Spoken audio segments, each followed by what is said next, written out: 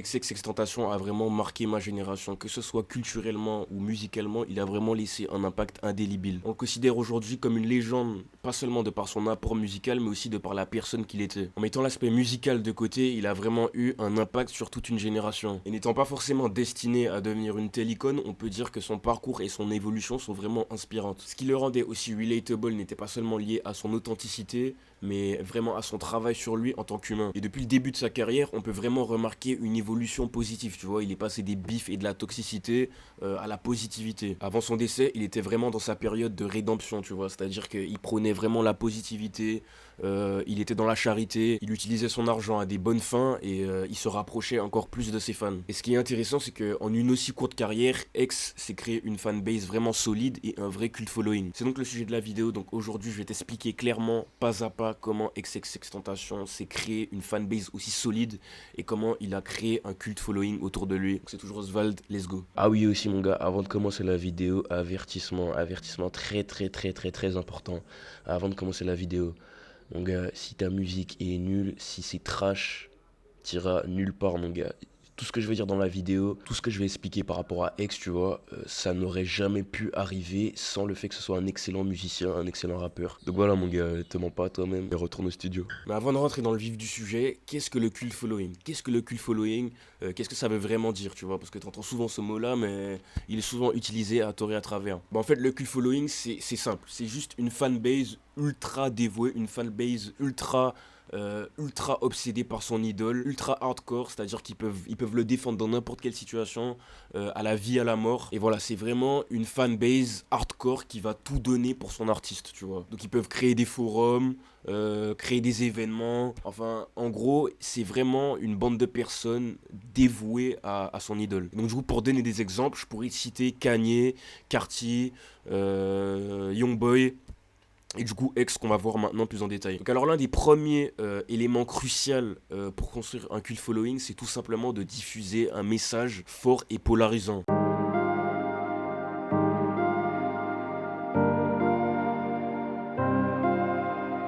Un message fort et polarisant, c'est vraiment une excellente manière pour toi d'attirer l'attention sur ta musique et ton univers. En mettant en avant ton message ou ta vision de manière vraiment authentique et sans peur, tu vas au fur et à mesure te créer de vrais fans qui ne seront pas seulement là pour ta musique, mais pour toi en tant que personne aussi. Malgré toutes ces erreurs et la négativité qui l'entourait, X a vraiment essayé tout au long de sa carrière de diffuser à ses fans un message vraiment fort et polarisant. Même s'il était vraiment loin d'être parfait, il a vraiment toujours essayé de revenir à l'essence de son message, tu vois, qui prônait la spiritualité, le développement personnel et le détachement à tout ce qui est superficiel, tu vois. En prônant un message aussi fort et symbolique, il a vraiment approfondi sa relation avec ses fans qui ne le voyaient pas seulement comme leur artiste favori dont ils aimaient la musique, mais comme une véritable source d'inspiration et un véritable guide dans leur vie de tous les jours. Mais avoir un message fort et symbolique ne suffit pas pour te créer une fanbase aussi puissante que celle de X.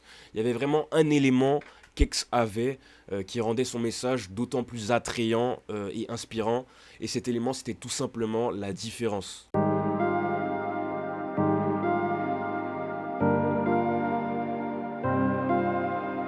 Mon gars, je sais pas combien de fois je vais devoir le répéter, mais mon gars, la différence, il n'y a rien de plus important, l'originalité.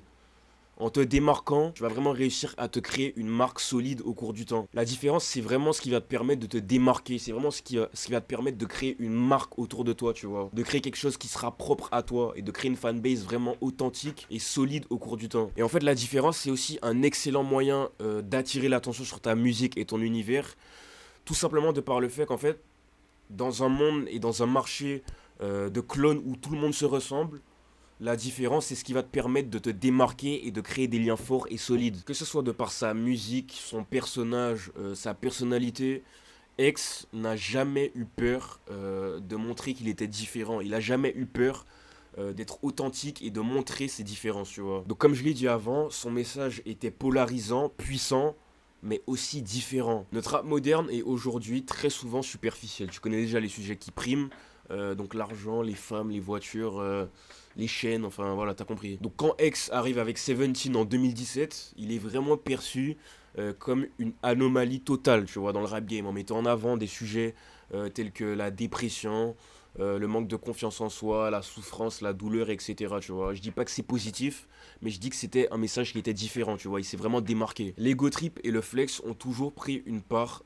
prédominante du rap, tu vois, ce qui place automatiquement Seventeen comme un projet vraiment singulier. Et du coup, cette différence ne se manifestait pas seulement de par sa musique et son message, mais aussi de par la proximité qu'il entretenait avec ses fans, tu vois. Et cette proximité qu'il avait avec eux, on peut vraiment la remarquer dans les interactions qu'il avait avec eux et l'attention qu'il leur donnait. C'est-à-dire que tu sens qu'il parlait vraiment à des gens, tu vois. Tu sens qu'il parlait vraiment à des humains et qu'il essayait vraiment d'aider les gens, tu vois. Parce qu'en fait, c'était vraiment anormal et différent de voir une célébrité de cette envergure qui était aussi proche de ses fans, aussi humble, tu vois.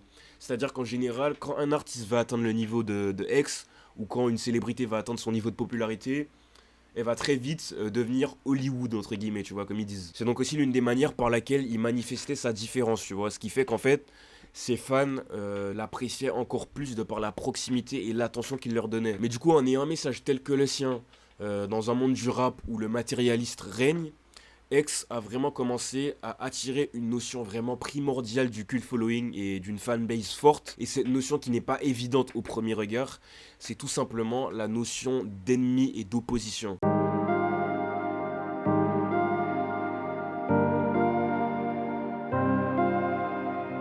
Donc du coup là, à première vue, tu te dis peut-être en quoi la notion d'opposition, d'ennemis et de beef peuvent être vraiment primordiales dans la création d'une fanbase vraiment solide. Bah t'inquiète pas, je suis là pour toi, je vais t'expliquer ça tout de suite. Alors, dans un premier temps, on va faire un petit exercice.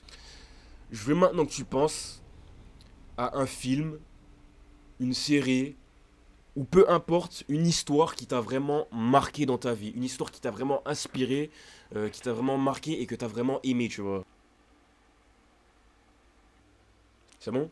Bah maintenant, je peux te dire que je suis sûr à 80% que l'œuvre à laquelle tu as pensé avait un excellent méchant, un excellent ennemi ou un excellent adversaire, tu vois. Et du coup, c'est pas forcément une personne, ça peut aussi être un groupe ou même une idéologie. Ben voilà, c'est vraiment cette notion d'ennemi, c'est vraiment une notion très très très importante pour une fanbase solide, tu vois.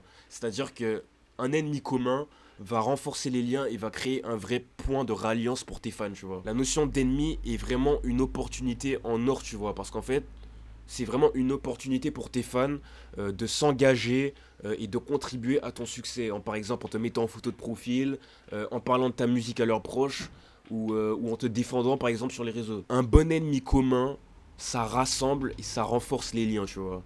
C'est pour ça que tu vois souvent dans les films, je sais pas si tu as remarqué, deux personnages qui au début d'une histoire n'ont rien à voir et n'ont quasiment rien pour être ensemble, finissent par tomber amoureux en s'alliant et en combattant ensemble pour combattre un ennemi commun. Et du coup, dans le cas d'X, il a vraiment eu beaucoup de bif dans sa carrière, tu vois.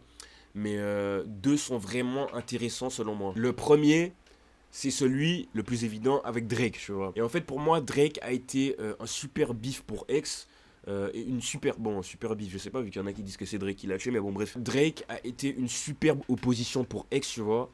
Tout simplement de par le fait que Drake, c'est vraiment l'opposé de ce que représente X avec la proximité de ses fans. Tout simplement, bah, parce que c'est Drake, tu vois. C'est compliqué de faire plus Hollywood. C'est-à-dire que Drake, tu vas jamais le voir dans la rue en train de discuter avec un fan de ses problèmes de cœur, tu vois. Tu vas même pas le croiser dans la rue tout court, en fait. Hein. C'est aussi simple que ça. Le deuxième ennemi, ou les deuxièmes, du coup, pour le coup, sont, tu l'auras deviné, les Migos. Et du coup, je trouve que les Migos ont aussi été des super bons ennemis pour X, tout simplement de par le fait que d'une autre manière, comme Drake, il représente aussi l'opposé, enfin il représentait du coup aussi l'opposé de ce que montrait X, tu vois, avec la spiritualité, le développement personnel et le détachement à tout ce qui était superficiel, vu que les Migos, c'est l'argent, le flex, les chaînes, les femmes, enfin voilà, t'as capté. Et du coup, en constatant ces deux bifs qu'il a eu, ça confirme vraiment ce que j'expliquais juste avant quand on remarque la puissance et la solidité de la fanbase de X. C'est pour ça que pour moi, les bifs sont vraiment des opportunités en or, bon même si c'est à double tranchant,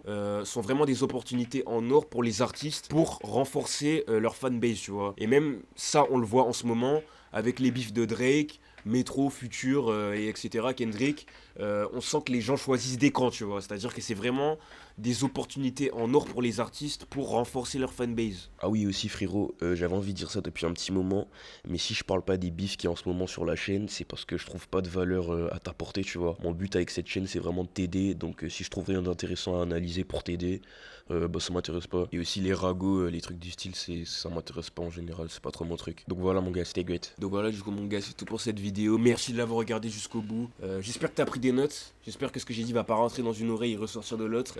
Et donc voilà mon gars, si t'es un artiste, rejoins YVK, le lien est en bio. Donc pour tous les beatmakers, tous les rappeurs, c'est pour tout le monde. Et vas-y mon gars, reste consistant, crois en toi, stay great. Don't say God bless when I see cause I'm already blessed, bitch. Don't got no time for no extras. Don't even text me, she still get the message. Pussy was better than expected. Hit that I shot your name off the checklist. Fuck that.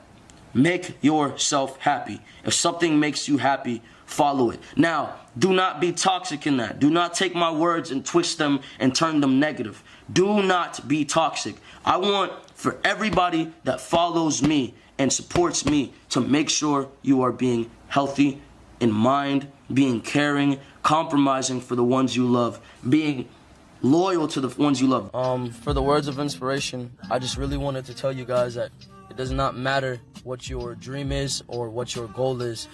You make sure that it is your prime priority to follow what you believe is good for you. Do not live your life trying to impress someone else, and do not live your life trying to be someone you're not, and do not live your life making yourself miserable just to amount to someone else's idealism. And I really want to tell you that I believe in the human race, period, and I truly believe that anyone can be what they want to be. We need people to ideally take care of the world. We need good mothers, we need good fathers, we need people with sources of knowledge.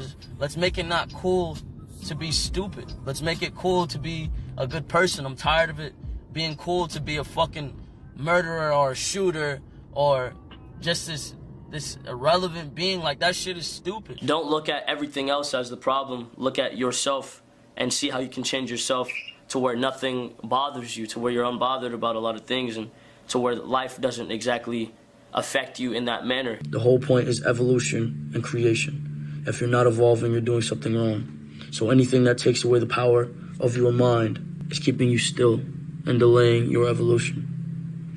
The whole point of life is evolution.